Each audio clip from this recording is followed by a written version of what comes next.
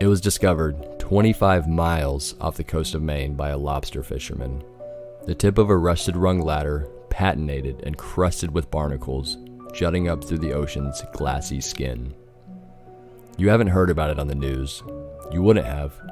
The Navy buttoned it down faster than you can say Semper Fortis. Sonar scans showed the ladder descended in a vertical line for 8 miles.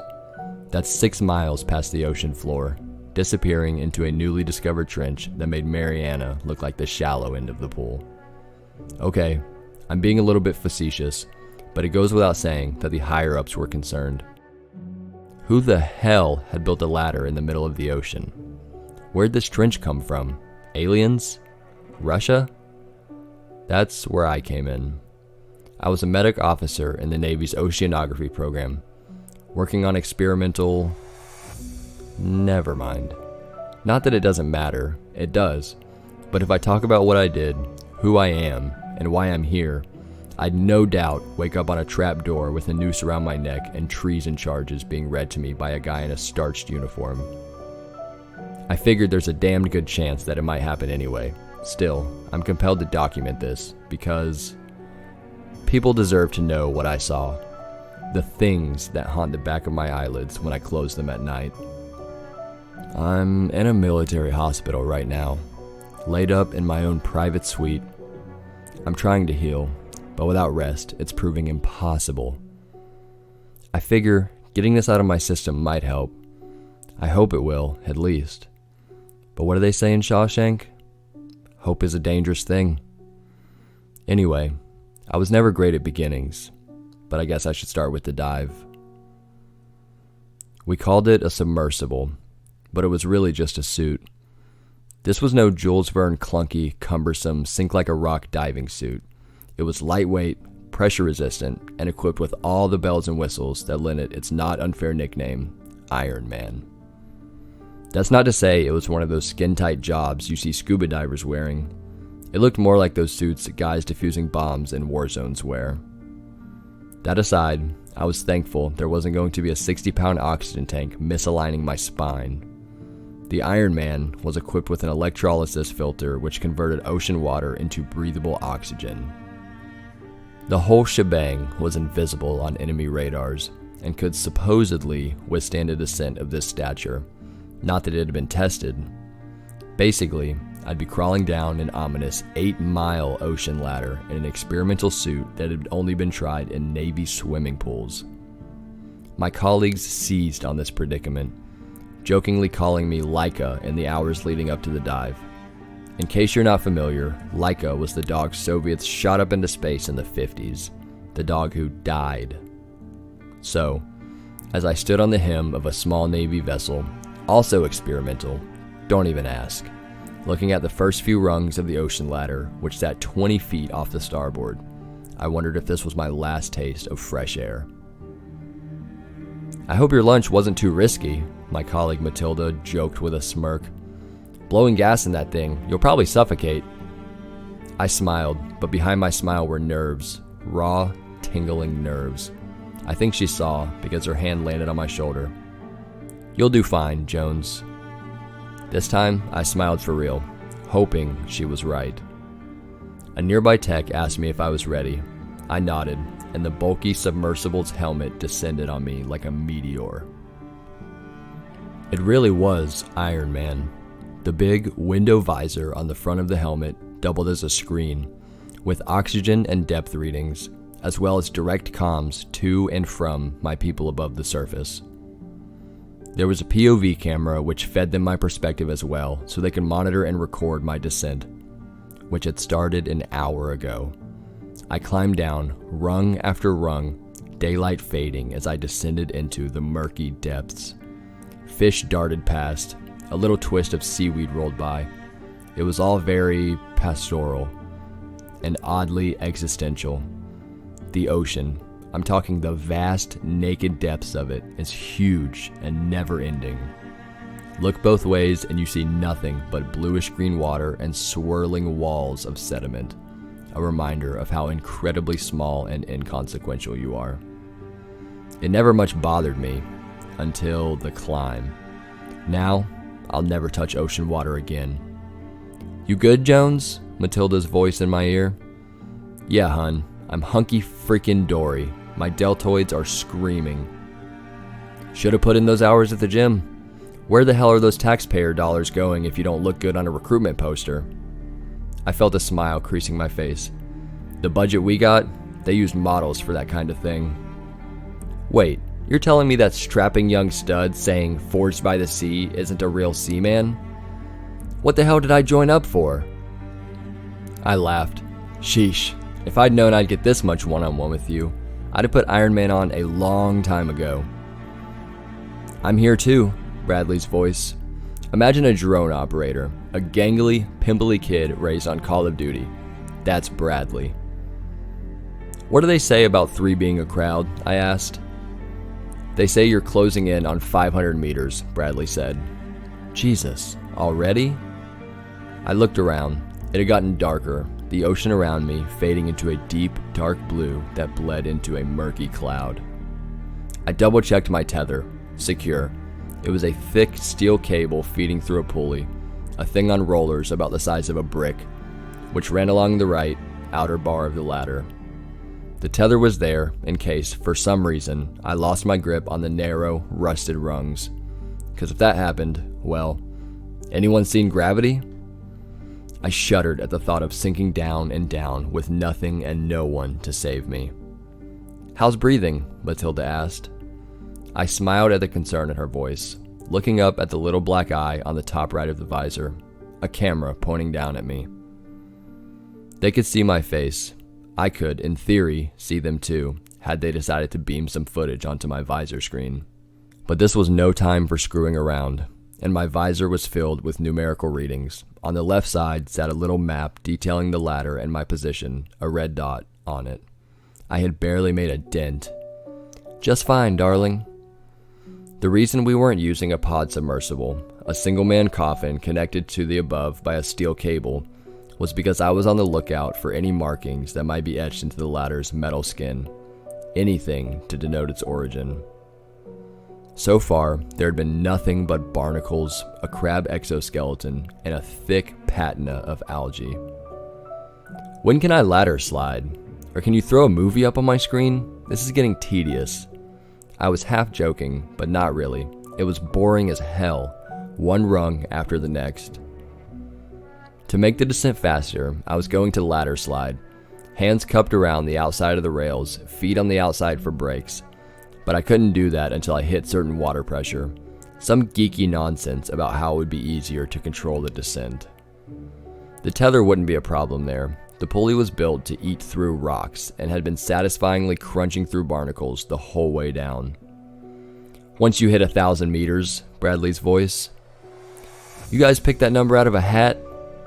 The deeper you go, the greater the pressure bearing down on you is. Makes it easier to control. Crap, I must have skipped that day in school, I joked, partly. It was in the orientation, Bradley said, not trying to hide his irritation. I think he must have been jealous of my rapport with Matilda. I skipped that too. Matilda chuckled. I smiled again, even though I hadn't been joking. Closing in on 750 meters, Laika, Matilda said, calling me that gosh darn dog. Better hope I've got a little more luck in my bones than rusky canines, I said, secretly hoping I was right. I'd hate for you guys to fish me up and find my naked skeleton. You've got charm. That's gotta be worth something, Matilda said, a smile in her voice. Is it worth dinner next week? Bradley groaned. God, you guys make me sick. I chuckled. Aw, don't get blue, kiddo. You can carry rings at the wedding. Matilda laughed. Dinner first. Where? I know this great place called the Base Cafeteria. 8 o'clock Friday? It's a date, I said, continuing down into the abyss.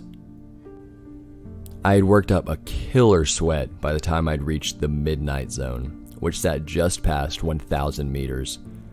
Murky blackness crushed in. It was suffocating, eerie.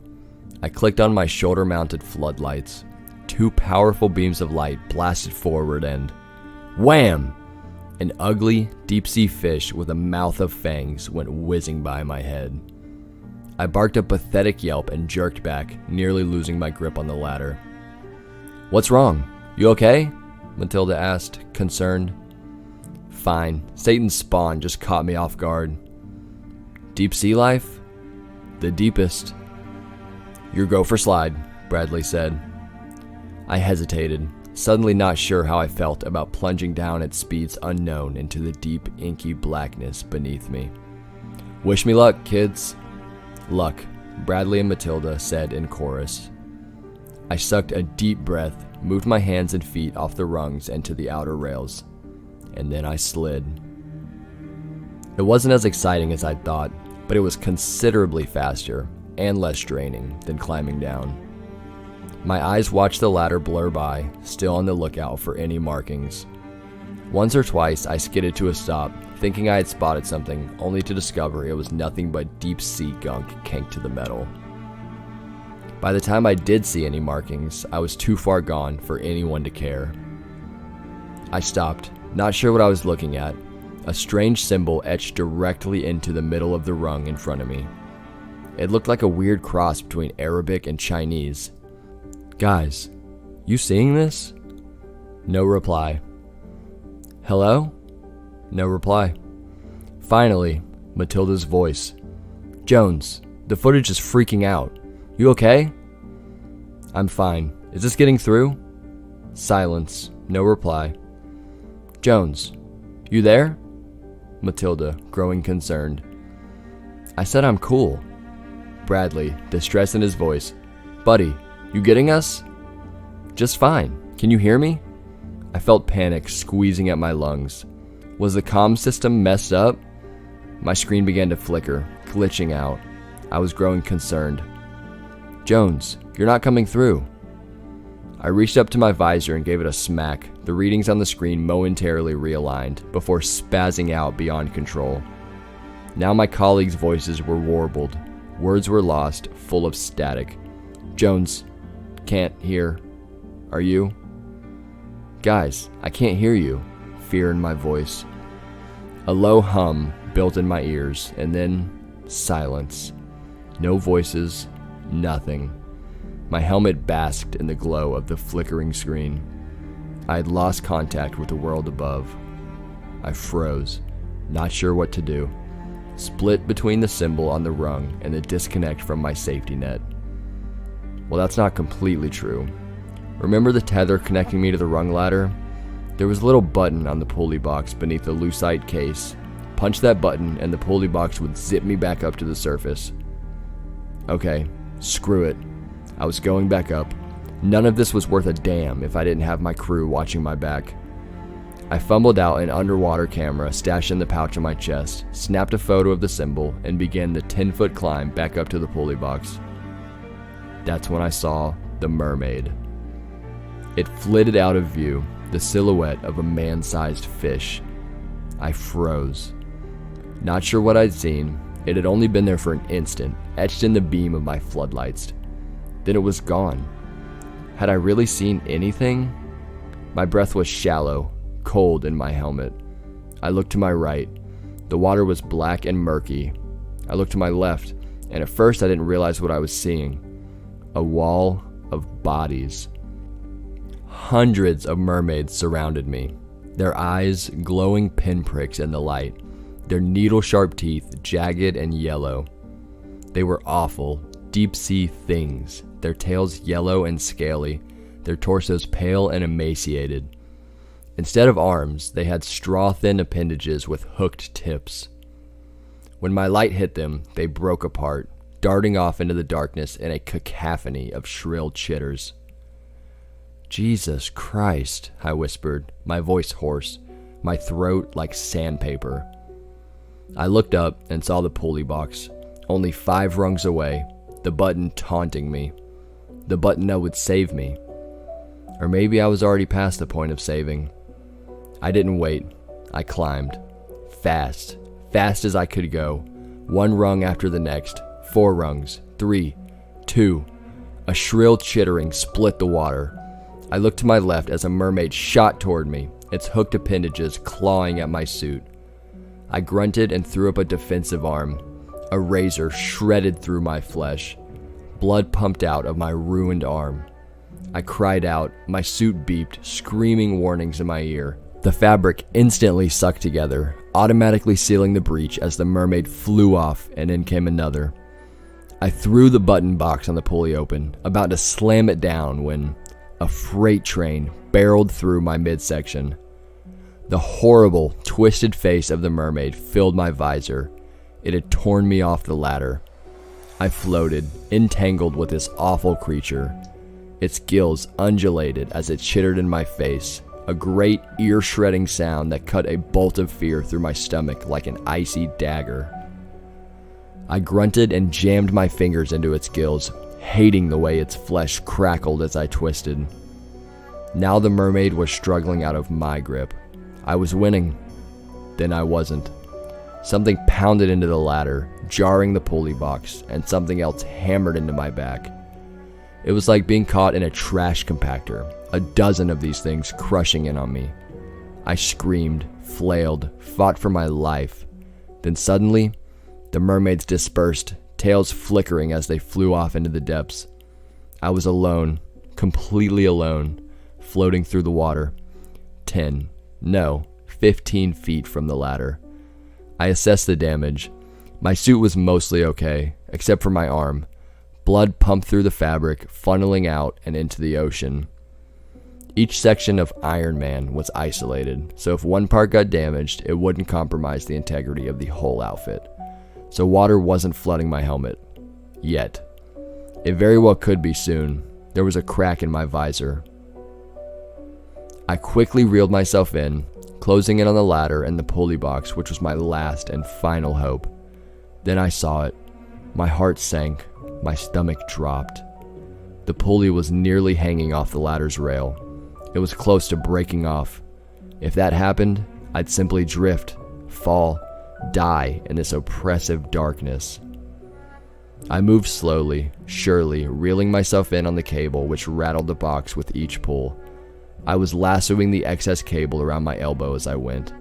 My hands reached out, fingertips skimming the rung ladder. That's when I saw the shark. At first, I thought it may have been a mountain that slid off land some long year ago, left to float these murky depths eternally. But no, it was a shark, the biggest living thing I'd ever seen in my entire life. It must have been twice the size of a Boeing 747, a great pale monster outlined in my floodlights, eyes as big as swimming pools. Its mouth. I couldn't bear to think what might be in its mouth. Oh my God. But that didn't seem to be enough. Oh my God. It filled my horizon, moving closer. I was paralyzed by fear, my heart jackhammering my ribcage like a manic construction worker. My hands reached out for the ladder, grabbed a rung, started to pull myself up, when the pulley box broke free of the outer rail. I looked up and slipped. My hand slipped. My other hand shot out, grasped the ladder, and then a rush of water blew me away. The shark was passing, and I was sinking. Propelled downward by the force of the shark's movement, displacing impossible tons of liquid as it swam. I flailed, grunted, screamed, the readings on my visor still flashing warnings. Then I was being sucked down into the depths. The shark continued on. I drifted down. The ladder slowly, painfully pulling away from me until it faded from view. I tried calling to my people above, screaming into my helmet. At some point I stopped, realizing they were long gone. And to them, so was I. I sunk for years. It felt that way, at least. Left to die, a prisoner of the ocean, stranded in a world of darkness. After a while, still sinking, I blacked out. I jolted awake at the bottom of the trench, in the ruins of a great city. Pillars of rock, spires of stone, the husks of incredible mausoleums and colosseums rose around me, greenish in their eon-old patina. The city filled the trench as far as I could see, which was oddly far, seeing as a strange, glowing orb filled my horizon. It was an impossible sun, a green ball of light pulsing and bubbling with heat, hovering off in the distance, bathing these alien depths in ethereal light. I stood up. A thin tendril of blood trailed up through the fabric from the gash on my forearm. I knew it wasn't a mortal cut, but it was nasty and left me feeling woozy. I cinched it tight with a Velcro strap and looked around. There was nothing but dead buildings stretching endlessly. Ugly, deep-sea fish cut through vacant windows and doorways. I wandered the city for a while, looking for signs of life or any vestiges of the ladder that had brought me here. I found neither. I walked for a while, hours, days maybe. I slept some, I awoke and walked more. Time must have worked differently down here. The atmosphere felt languid and disorienting. I'm not sure how long I spent wondering. I found sprawling pictographs on the inside of a domed building. They depicted an aquatic people that once ruled this underwater world.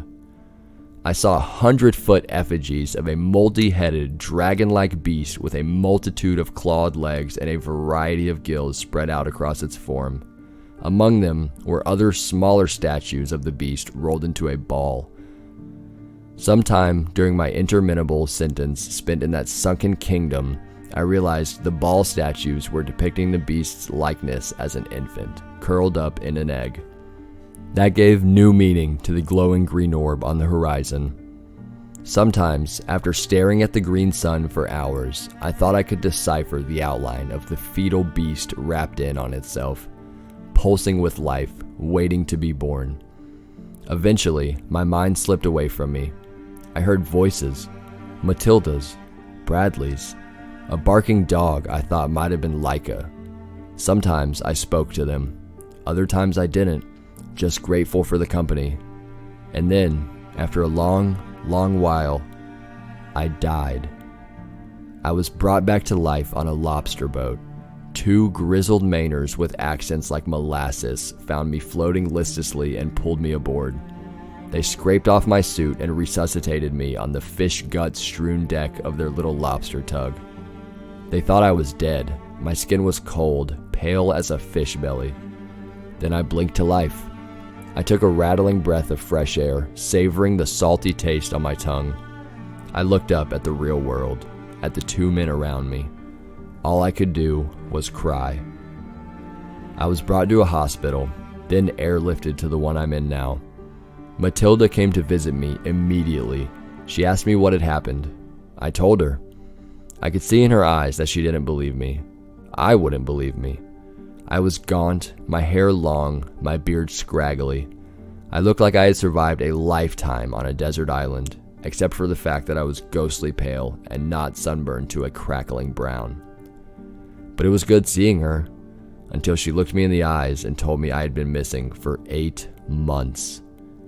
Military man after military man came to visit me, higher-ups in crisp uniforms weighed down by medals. I was interviewed until my head spun. My story never changed. I told them to check my handheld camera. I learned it was never recovered. Whether they didn't believe me or didn't want to wasn't entirely clear. I had my scar to back up my story and my time spent missing. I told them to send another man down, but they gave me some bureaucratic word vomit about how the risk assessment blah blah blah. Apparently, that suit I'd taken down wasn't cheap. Who would have thought? In the end, none of what I said seemed to matter. Perhaps they figured me for a deserter who took their top secret tech and defected to God knows where. Tralfamadore, maybe. All I know is that at some point or another, I was declared insane and ordered to a stint of convalescence, where I remain. I've tried to make sense of it all, but I can't. I wonder about the ladder and whether it was built as an invitation to that underwater place or as an escape. Since I've gotten back, there's been a hollow ache in the center of my chest, a low hum in the pit of my soul. It's constant. It's dread. Dread at what I've seen. Dread at what might be growing in that green sun. Dread at what might become of the world if that thing ever rises to reclaim its kingdom. I've come to the end of my tale, and I still don't feel any better. Every time I close my eyes, I see that green sun. I see it pulsing and flickering with life, and now I know for certain that it's an egg.